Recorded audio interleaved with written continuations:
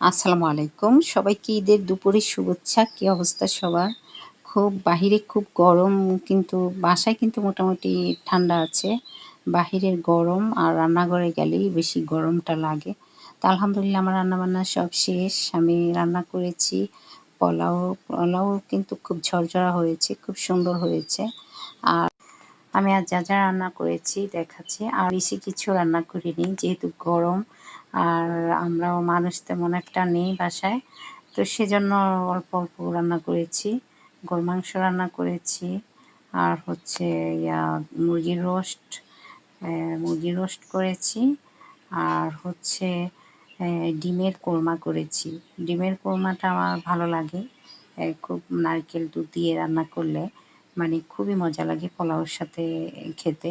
সেজন্য ডিমের কোরমাটা রান্না করেছি।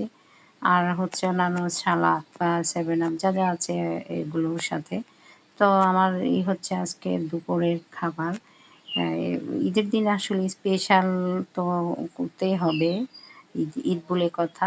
তো আমার রান্না কিন্তু খুবই ভালো হয়েছে, অসাধারণ হয়েছে সবগুলো রান্নাই। ঈদের দিনে রান্নাবান্না খাবার-দাবার রেডি করতে করতে দেখা গেছে সময় চলে যায়।